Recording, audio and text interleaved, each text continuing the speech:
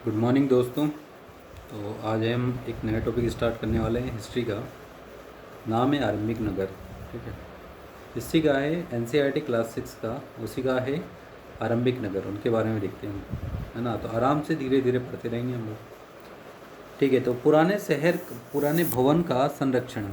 ठीक है, जसपाल और हरबित अपने घर के पास की जो गली है उसमें क्रिकेट खेल रहे थे। उन्होंने देखा कि कुछ लोग खंडर घर की तारीफ कर रहे हैं, जिसे गली के बच्चे भूता घर बोलते थे। एक ने कहा कि इसकी वास्तुकला को देखो, क्या आपने कहीं लकड़ी पर इतनी सुंदर नक्काशी देखी है? दूसरी महिला बोलती है, हमें मंत्री जी को पत्र लिखना चाहिए कि वहाँ खूबसूरत घर को सुरक्षित रखें, इसकी मरम्मत करें। यहाँ सुनकर जसपाल और हरप्रीत सोचने लगे कि इस पुराने खंडर में लोगों का इतना लगाव क्यों हो सकता है। तो यहाँ से इनके लगाव इतना क्यों है? तो ये क्या हुआ कि दिमाग में आ ही जाएगा कि अगर ये इतना खंडर टाइप का भवन है तो इसको संरक्षित रखने की क्या ज़रूरत है। लोग इसको संरक्षित रखने की बातें क्यों कर रहे हैं? तो क्योंकि ये हमारी क्या है, विरासत है, हमारे पूर्वजों की एक विरासत है जिसको हमें संरक्षित रखने की ज़रूरत होती है, इसीलिए हम उसको संरक्षित रखने की बातें चल रही है। ठीक है, तो यहाँ पर दे रखा है हड़प्पा की कहानी।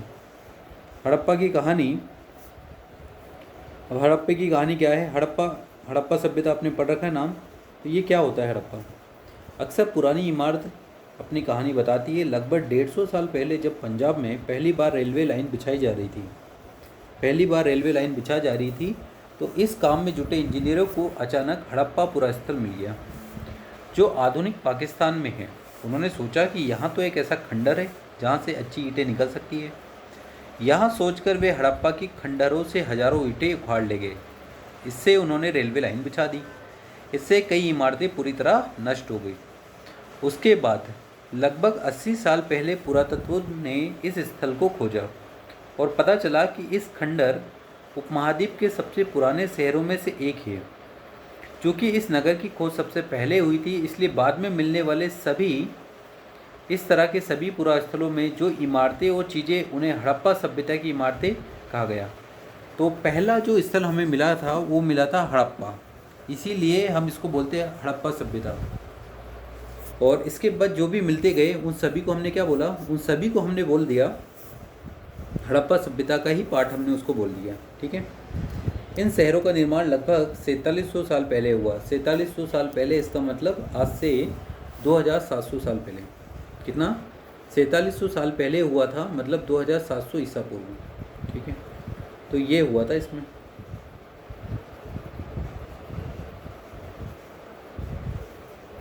ओके, आगे बढ़ते हैं।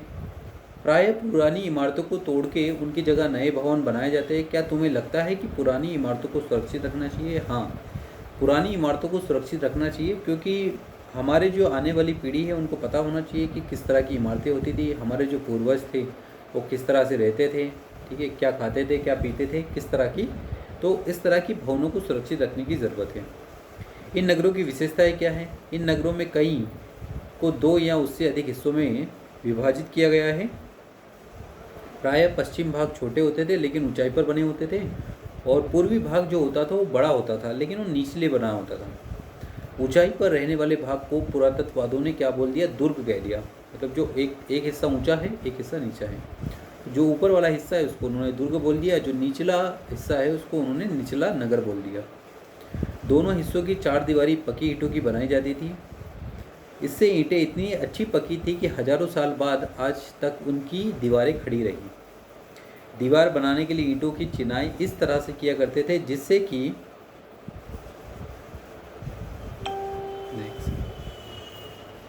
ईंटें बनाने के लिए इस तरह से किया करते थे जिससे कि दीवारें खूब मजबूत रहें। कुछ नगरों के नगर दुर्ग में कुछ खास इमारतें बनाई जाती थी। मिसाल के तौर पर मोहनजोदड़ो में खास तालाब बनाया गया है, जिसे पुरातत्वविदों ने महान स्नानगर कहा है। इस तालाब को बनाने में ईंट और प्लास्टर का इस्तेमाल किया गया है। इसमें पानी का रिसाव रोकने के लिए प्लास्टर के ऊपर चारकोल की परत चढ़ाई गई थी। इस सरोवर में 2 तरफ से उतरने के लिए सीढ़ियाँ बनाई गई थी।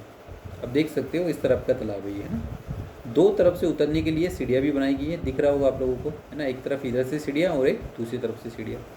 ये हमारा कहाँ का है, मोहनजोदड़ो का है, ठीक है।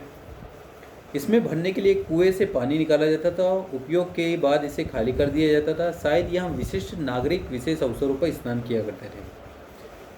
कालीबंगा और लोथल जैसे अन्य नगरों में अग्निकुंड मिले हैं जहाँ संभवतः यज्ञ किए जाते थे।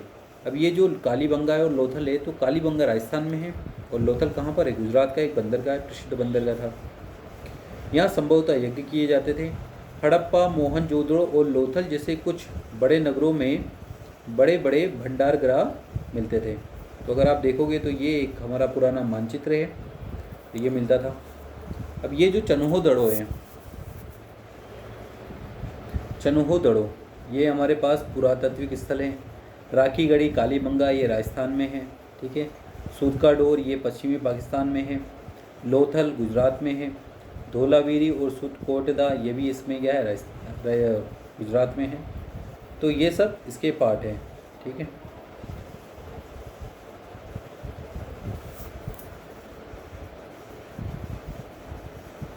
ओके, अच्छा, भवन, नाले और सड़कें, है ना, भवन, नाले और सड़कें।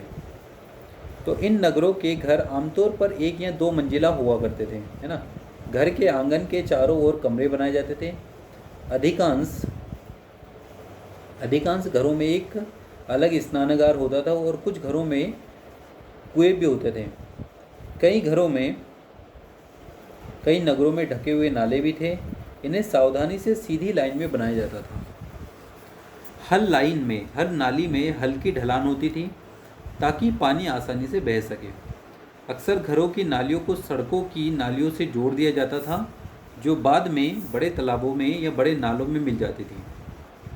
नालों के ढके होने के कारण इनमें जगह जगह पर मेन होल बनाए जाते थे, जिनके जरिए इनकी देखभाल और सफाई की जा सकती है। घर, नाले और सड़क का निर्माण योजनाबद्ध तरीके से एक साथ किया जाता था। यहाँ पर वर्णित घरों और पिछले अध्याय में वर्णित घरों में तुम्हें क्या अंतर दिखाई देता है, कोई दो अंतर बताओ, ठीक है। तो यहाँ के घर जो है वो एक वैज्ञानिक तरह से बनाए हुए हैं, जैसे आज के घर बने होते इस तरह के घर बने हुए थे उसमें। तो ये फ़र्क होता है। देखो ये नालियाँ था, सड़कें थी, ये तालाब था, कुआं था, तो प्रॉपर तरीके से होता था यहाँ पे काम। नगरीय जीवन, हड़प्पा के नगरों में बड़ी हलचल रहा करती थी और यहाँ पर लोग ऐसे रहते थे जो नगरों की खास इमारतें बनाने की योजना में जुटे रहते थे। ये संभवतः यहाँ के शासक थे। यहाँ भी संभव है कि ये शासक लोगों को भेजकर दूर दूर से धातु, बहुमूल्य पत्थर और अन्य उपयोगी चीज़ें मंगवाते थे। शायद शासक लोग खूबसूरत मनकू तथा सोने चांदी से बने आभूषणों जैसे कीमती चीज़ों को अपने पास रखते थे। इन नगरों में लिपिक भी होते थे जो मोहरों पर तो लिखते ही थे और शायद अन्य चीज़ों पर भी लिखते होंगे जो बच नहीं पाई होगी। इसके अलावा नगरों में शिल्पकार, स्त्री पुरुष भी रहते थे जो अपने घरों पर किसी उद्योग स्थल पर तरह तरह की चीज़ें बनाते थे। लोग लंबी लंबी यात्राएं भी करते थे और वहाँ से उपयोगी वस्तुएं लाते थे।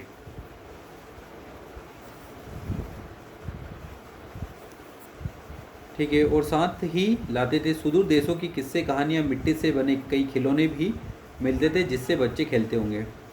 नगर में रहने वालों की एक सूची बनाओ, तो ये टाइप की चीज़ें हैं। अच्छा ये सब देखो, सबसे ऊपर मोहनजोदड़ो की एक सड़क बनी हुई है और उस पर बना है नाला, तो नाला दिख रहा है, सड़क भी बनी हुई है। बाईं ओर क्या है, हड़प्पा की एक मोहर है। बाईं ओर हड़प्पा की एक मोहर है। इस मोहर के ऊपर के चिन्ह पर एक खास लिपि में उपमहाद्वीप में पाए गए लेखन का यहाँ प्राचीनतम उदाहरण है। विद्वानों ने इसे पढ़ने की कोशिश भी की लेकिन अभी तक पढ़ नहीं पाए। देख रहे हो ये हिरण बना हुआ है और इसके ऊपर कुछ कुछ लिखा हुआ है। इसको पढ़ने की कोशिश की लेकिन पढ़ नहीं पाए, ठीक है, ठीक है। और दाईं ओर नीचे पक्की मिट्टी के खिलौने होते हैं, है ना। क्या है ये, पक्की मिट्टी के खिलौने हैं ना। ऊपर पत्थर के बांट देखो, कितने ध्यान से और उपयुक्त तरीके से इन बांटों को बनाया गया है। इन्हें चट पत्थर से बनाया गया है। इन्हें शायद बहुमूल्य पत्थर और धातुओं को तोलने के लिए बनाया गया होगा। मध्य में बाएं मन के इनमें से कई कार्नेलियस पत्थर से बनाए गए थे। पत्थरों को काटकर और तराशकर मनके बनाए जाते थे। इनके बीच छेद किए जाते थे ताकि धागा डालकर, इसको हटा देते कैमरे को, ताकि धागा डालकर माला बनाई जाए। मध्य में दाएं पत्थर के धारदार फलक होते थे। नीचे दाएं कढ़ाईदार वस्त्र एक महत्वपूर्ण व्यक्ति है, ठीक है। पत्थर से बनी मूर्ति से मोहनजोदड़ो से मिली है और इसमें कढ़ाईदार वस्त्र पहने दिखाए गए। देखो कितने अच्छे तरीके से उन्होंने डिज़ाइन भी किए कपड़ों को, ये दिखाई दे रहा है। नगर और नए शिल्प की बात करें, आओ हम कुछ जैसे चीज़ों के बारे में अध्ययन करें जो हड़प्पा के नगरों से प्राप्त हुई। पुरातत्वविदों को जो चीज़ें वहाँ से मिली उनमें अधिकतर पत्थर, शंख, तांबे, कांसे, सोने और चांदी जैसी धातुओं से बनाई गई थी। तांबे और कांसे से औजार, हथियार, गहने और बर्तन बनाए जाते थे। सोने और चांदी से गहने और बर्तन बनाए जाते थे। यहाँ मिली सबसे आकर्षक वस्तुओं में मनके, बाट और फलक है। ये मनके, बाट और फलक है, ये लोग औरतें पहनती थी उस समय की। हड़प्पा सभ्यता के लोग पत्थर की मोहरें बनाते थे। इन आयताकार मोहरों पर सामान्यतः जानवरों के चित्र मिलते थे, ठीक है। कैसी दिखती थी तो +27 पे दे रखा है कैसी दिखती थी।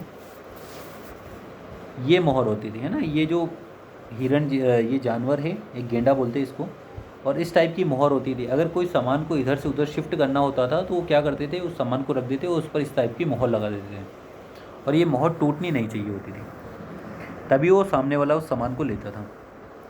हड़प्पा सभ्यता के लोग पत्थर की मोहरें बनाते थे। इन आयताकार मोहरों पर सामान्यतः जानवरों के चित्र मिलते थे। हड़प्पा सभ्यता के लोग काले रंग से डिजाइन किए हुए खूबसूरत लाल मिट्टी के बर्तन बनाते थे, ठीक है। ओके, संभवतः 7000 साल पहले मेहरगढ़ में कपास की खेती होती थी। सबसे पहले कपास की खेती कहाँ पे होती थी? मेहरगढ़, जो कि पाकिस्तान में आज। मोहनजोदड़ो से कपड़े के टुकड़े के अवशेष, चांदी के एक फूलदान के ढक्कन तथा कुछ अन्य तांबे की वस्तुओं से चिपके हुए मिले हैं। पकी मिट्टी तथा फेनेस से बनी तकलिया सूत कताई का संकेत देती है। इनमें से अधिकांश वस्तुओं का निर्माण विशेषज्ञों ने किया है। विशेषज्ञ उसे कहते हैं जो किसी खास चीज़ को बनाने के लिए खास प्रशिक्षण लेते हैं, जैसे पत्थर, मनके चमकाना या फिर मोहरों पर पच्चीकारी करना। ये सब कोई खास व्यक्ति ही कर सकता है, हर कोई तो नहीं कर सकता है, ठीक है। अब देखो, जो अभी हमने मूर्ति का चेहरा देखा है, तो मूर्ति को देखो, मूर्ति का चेहरा कितने आकर्षक ढंग से बनाया है, उसकी दाढ़ी कितनी अच्छी तरह से बनाई है। या किसी विशेषज्ञ मूर्तिकार का ही काम हो सकता है। हर व्यक्ति विशेषज्ञ नहीं हो सकता है। हमें यह पता नहीं कि क्या सिर्फ पुरुष ही ऐसे काम करते थे या फिर केवल महिलाएं। शायद कुछ महिलाएं और पुरुष दोनों ही इस काम को करने में दक्ष थे। अब ये फेयंस क्या होता है ना, पत्थर और शंख प्राकृतिक तौर पर पाए जाते थे, लेकिन फेयंस को कृत्रिम रूप से बनाया जाता था। बालू या स्फटिक पत्थरों के चूर्ण को गोंद में मिलाकर उनसे बनाई जाती थी। उसके बाद उन वस्तुओं पर एक चिकनी परत चढ़ाई जाती थी। इस चिकनी परत के रंग प्रायः नीला या हल्के समुद्री रंगे हरे होते थे। फेयंस से मनके, चूड़िया बाले और छोटे पत्थर बनाए जाते थे। कच्चे माल की खोज के बारे में पढ़ लेते हैं। कच्चे माल उन पदार्थों को कहते हैं जो या तो प्राकृतिक रूप से मिलते थे या फिर किसान या पशुपालक उनका उत्पादन करते थे, जैसे लकड़ी हो गई, धातु के अयस्क हो गए, प्राकृतिक रूप से उपलब्ध कच्चे माल गए।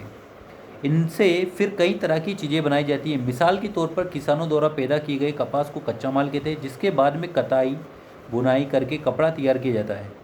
हड़प्पा में लोगों को कई चीज़ें वहीं मिलती थी, लेकिन तांबा, लोहा, सोना, चांदी, बहुमूल्य पत्थर जैसे पदार्थों का वे दूर दूर से आयात करते थे।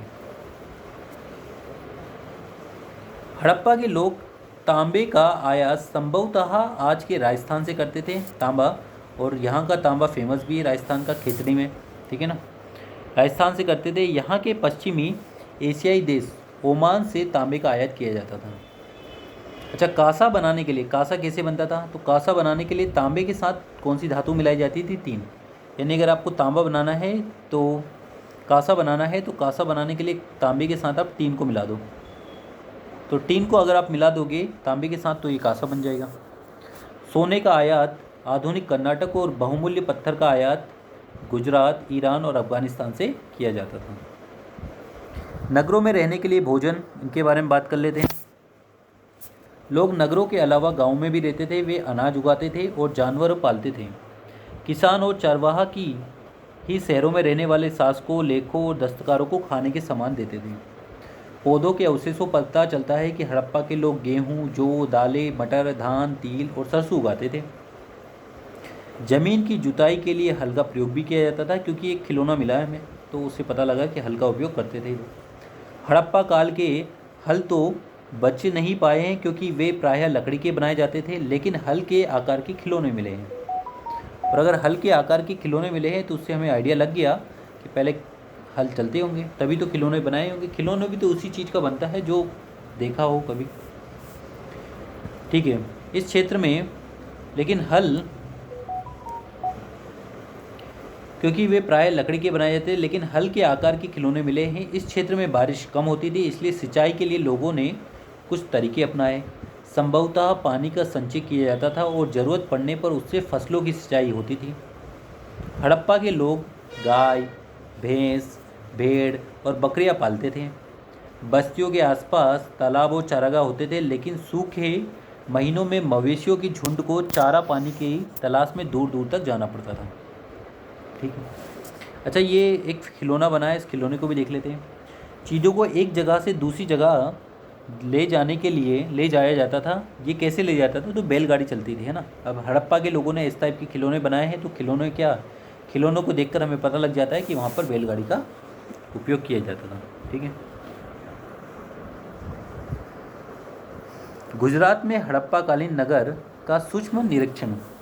कच्छ के इलाके में, कच्छ गुजरात में है ना, तो कच्छ के इलाके में खातिर बेर के किनारे धोलावीरी नगर बसा हुआ है। वहाँ साफ पानी मिलता है और ज़मीन उपजाऊ है।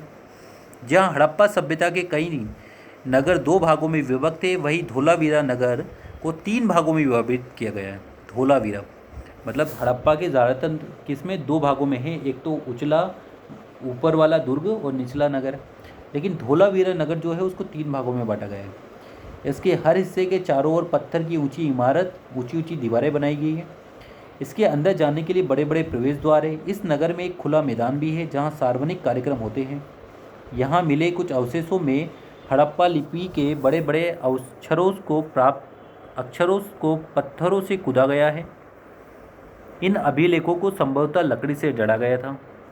यहाँ एक अनोखा अवशेष है, क्योंकि आमतौर पर हड़प्पा के लेख मोहर जैसी छोटी वस्तुओं पर पाए जाते थे।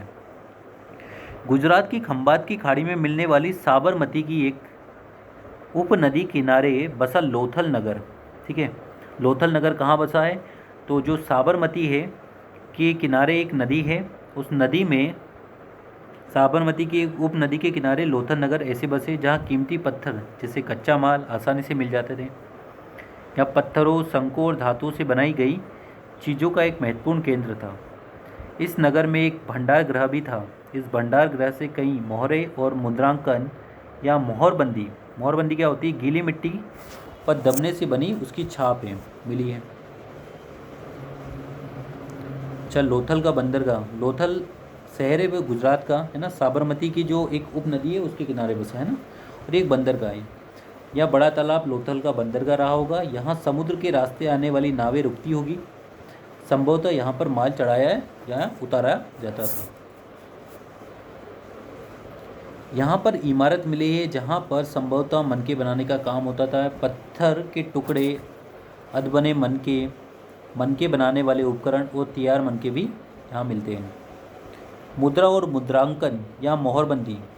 मोहरों का उपयोग सामान से भरे उन डिब्बों या थैलों को चिन्हित करने के लिए किया जाता था, जिन्हें एक स्थान से दूसरी स्थान भेजा जाता था। थैलों को बंद करने के बाद उन पर गीली मिट्टी पर पोत कर उन पर मोहर लगाई जाती थी। मोहर की छाप को मोहरबंदी कहते थे। अगर यह छाप टूटी नहीं होती तो यह साबित हो जाता कि सामान के साथ कोई छेड़छाड़ नहीं हुई है, और अगर ये मोहर टूट जाती तो सामान के साथ क्या हुआ होगा? छेड़छाड़ हुई होगी। सभ्यता के अंत का रहस्य। लगभग 3900 साल पहले, क्या है? लगभग 3900 साल पहले 3900 साल पहले एक बड़ा तालाब देखने को मिलता है ना। और छोटा करते हैं इसको। अचानक लोगों ने इन नगरों को छोड़ दिया। लेखन, मोहर और बाटों का प्रयोग बंद हो गया। दूर दूर से कच्चे माल का आयात काफ़ी कम हो गया। मोहनजोदड़ो में सड़कों पर कच्चे तेल के ढेर बनने लगे। ओह, ठीक है, बनने लगे। यहाँ जल निकासी प्रणाली नष्ट हो गई और सड़कों पर ही झुग्गी नुमा घर बनाए जाने लगे। यह सब क्यों हुआ, कुछ पता नहीं। कुछ विद्वानों का कहना है कि नदियाँ सूख गई थी, अन्य का कहना है कि जंगलों का विनाश हो गया था। इस कारण ये हो सकता है कि ईंट पकने के लिए ईंधन की ज़रूरत पड़ती थी। इसके अलावा मवेशियों के बड़े बड़े झुंड से चारागाह और घास वाले मैदान समाप्त हो गए होंगे। कुछ इलाकों में बाढ़ आ गई होगी, लेकिन इन कारणों से यह स्पष्ट नहीं होता है कि सभी नगरों का अंत कैसे हो गया, क्योंकि बाढ़ और नदियों के सूखने का असर कुछ इलाकों में ज़रूर हुआ होगा। ऐसा लगता है कि शासकों का नियंत्रण समाप्त हो गया होगा। जो भी कुछ हुआ, परिवर्तन का असर बिल्कुल साफ दिखाई देता है। आधुनिक पाकिस्तान के सिंध और पंजाब में बस्तियां उजड़ गई थी। कई लोग पूर्व और दक्षिण के इलाकों में नई और छोटी बस्तियों में जाकर बस गए। इसके अलावा 1400 साल बाद नए नगरों का विकास हुआ। इनके बारे में तुम अध्याय 5 और 6 में पढ़ोगे, तो बाकी की बात आगे पढ़ेंगे। अच्छा, अपने एटलस में मिस्र नदी को ढूंढो। क्यों ढूंढे भाई? ठीक है, तो नील नदी के आसपास वाले इलाकों को छोड़कर मिस्र का अधिकांश भाग रेगिस्तान है और वहाँ पर इस तरह के क्या बोलते हैं इसको, पिरामिड। लगभग 5000 साल पहले मिस्र में शासन करने वाले राजाओं ने सोना, चांदी, हाथी दांत, लकड़ी और हीरे जवाहरात लाने के लिए अपनी सेनाएं दूर दूर तक भेजी। इन्होंने बड़े बड़े मकबरे बनाए जिन्हें पिरामिड के नाम से जाना जाता है। राजाओं के मरने पर उनके शवों को इन्हीं पिरामिडों में दफनाकर सुरक्षित रखा जाता था। इन शवों को मम्मी कहा जाता था। उनके शवों को के साथ और उनके अनेक चीज़ें दफनाई जाती थी, जैसे खाद्यान्न, पेय वस्त्र, गहने, बर्तन, वाद्य यंत्र, होशियार, हथियार और जानवर शामिल थे। कभी कभी शव के साथ उनके सेवक और सेविकाओं को भी दफना दिया जाता था। दुनिया के इतिहास में शवों को दफनाने की परंपरा को देखते हुए मिस्र में सबसे ज़्यादा धन दौलत खर्च किया जाता था। क्या तुम्हें लगता है मरने के बाद इन राजाओं को इन चीज़ों की ज़रूरत पड़ती होगी? इसके बारे में तो क्या बता सकते हैं, कुछ बता ही नहीं सकते हैं। ओके, कुछ क्वेश्चन है वो देख लेते हैं। उपयोगी शब्द। नगर क्या होता है? नगर जहाँ पर लोग रहते थे। नगर दुर्ग क्या होता था? तो कोई भी नगर होता है उसमें दो पार्ट होते थे, एक ऊपरी पार्ट होता था, एक निचला हिस्सा होता था। जो ऊपरी हिस्सा होता था उसको नगर दुर्ग कहते थे। एक हो गया शासक। शासक किसको बोलते थे? तो अगर हम शासक की बात करें तो जो राज करता था वही शासक होता था, ठीक है ना। लिपिक क्या होती है? लिपिक जिस पे लिखा जाता है, मतलब जो लिखता है उसको बोलते थे लिपिक। मोहर क्या होती है? मोहर जिससे हम किसी का निशानी बना देते हैं, ये होती है। शिल्पकार क्या होता है? जो पत्थरों पे लिखते थे, ठीक है। पुरातत्वविदों को कैसे पता ज्ञात हुआ कि हड़प्पा सभ्यता के दौरान कपड़े का उपयोग होता था? उनको कपास वगैरह मिला है ना, तो इससे पता लगा लिया उन्होंने, ठीक है। अच्छा, जो तांबा है वो कहाँ पर मिलता है? तो राजस्थान में मिलता है तांबा बहुत ज़्यादा। सोना कहाँ पर मिलता है? तो तांबा राजस्थान में, सोना कर्नाटक में, ठीक है। बहुमूल्य पत्थर जो है वो अफगानिस्तान से बनाए जाते थे, टीन गुजरात, ठीक है। अच्छा, जो पकी हुई मिट्टी होती थी जिसके खिलौने बनाए जाते थे उसको टेराकोटे बोलते हैं ना। ये हो जाएगा हमारे पास। अच्छा, एक और चीज़, मेहरगढ़ में कपास की खेती लगभग 7000 साल पहले होती थी। नगरों का आरंभ कितना हुआ? 4700 साल पहले, ठीक है ना, मतलब 2700 ईसा पूर्व। हड़प्पा के नगरों के अंत की शुरुआत 3900 साल पहले। इसका क्या मतलब हो गया? 3900 साल पहले मतलब 2900 साल पहले, 2900 ईसा पूर्व में। ये मिल जाएगा हमारे पास। ओके, तो ये हमने देख लिया है। नेक्स्ट क्लास में नेक्स्ट टॉपिक देखेंगे। तो अभी तक आपने चैनल को सब्सक्राइब नहीं किया है तो चैनल को ज़रूर सब्सक्राइब करें। नाम है दीपक परमार, ठीक है। Okay, thank you, bye.